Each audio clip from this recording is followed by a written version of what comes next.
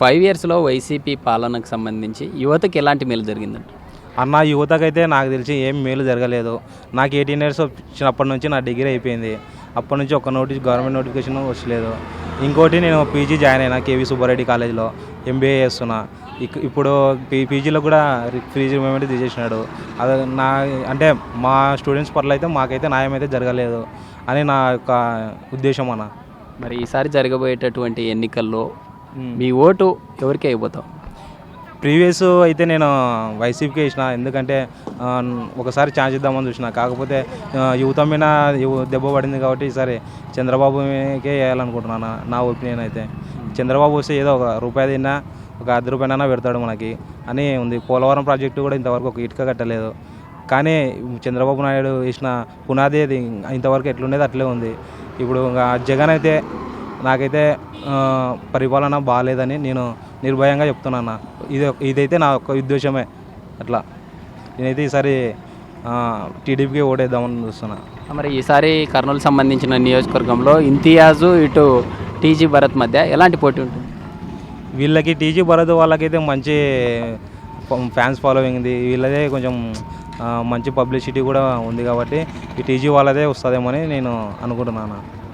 ఆయన కూడా మంచి మంచి పనులు చేసినాడు.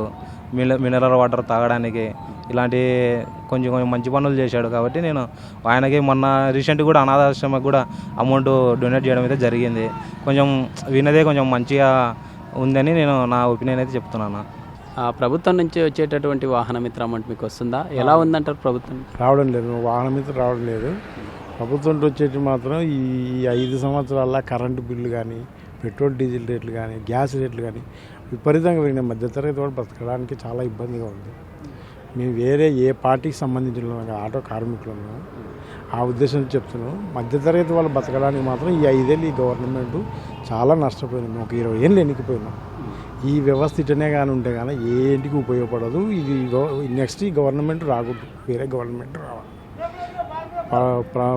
ప్రజల యువకులకు చదువుకునే వాళ్ళకి అసలు ఉపాధి అనేదే లేదు.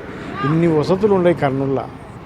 గుండ్రేవుల ప్రాజెక్టు కట్టినా చాలు, వ్యవసాయం చేసుకొని ఒక 2 ఎకరాల పొలం ఉన్నా బతకగలుగుతాం. మేము ఆటో వేస్తాం, కనీసం 30,000 ఆటోలు ఉన్నాయి కర్నూలులో. ఎట్లా బతుకుతున్నాం అంటే అంత దయనీయంగా బతుకుతున్నాం. అప్పులు చేసుకొని వడ్డీలు అప్పులు కట్టుకుంటూ 10-15 లక్షలు అప్పులు పెట్టుకొని పిల్లలను చదివించుకోలేక చాలా ఇబ్బంది పడుతున్నాం. అంటే మీకున్నటువంటి ఓటు అనేటటువంటి ఆయుధాన్ని ఈసారి ఎలా ఉపయోగించుకుంటున్నారు? ఎవరికి పట్టం కట్టబోతా ఉన్నారు? మాకు ఉన్నటువంటి ఓటు వినియోగం మాత్రం సద్వినియోగంగా ఉపయోగిస్తాం. ఎవరికి అనేది కాదు. మామూలుగా వీళ్ళ ముగ్గురు ఏర్పడింది కదా, వీళ్ళు కూడా మోదీకి వచ్చేతులే కానీ వీళ్ళు కూడా ఏదో రాష్ట్రాన్ని ఉద్ధరిస్తారనేది కాదు. కాకపోతే ప్రత్యామ్నాయం వేరే వాళ్ళు లేరు, ఇంకా చేయాల్సిందే తప్పదు. మామూలుగా కాంగ్రెస్కి వేయాలా, కాంగ్రెస్ పట్టం కట్టాలంటే వాళ్ళు నిలబడే శక్తి లేదు వాళ్ళకి, తప్పదు దీనికే వేయాలి. లేకపోతే వీళ్ళు కూడా ఏమో సాధిస్తారనేది లేదు. ఈయన ఇచ్చే స్కీముల హామీలు వీళ్ళ రాష్ట్రాన్ని అమ్మాలి, ఆయన ఇచ్చే స్కీములు అయితే దేశాన్ని అమ్మాలి. అటువంటి రాష్ట్ర రాజకీయాలు ఎలా ఉంటాయంటారు? ఇటు కూటమిగా 3 పార్టీలు వస్తున్నాయి, ఇటు వైసీపీ సింగిల్గా వస్తుంది. ఎలా ఉంటుంది? కూటమియే బలపడవచ్చు కానీ ఇంకా వైసీపీ మాత్రం ఈసారి పోతుంది, గ్యారెంటీ. అది కూటమే నిలబడుతుంది.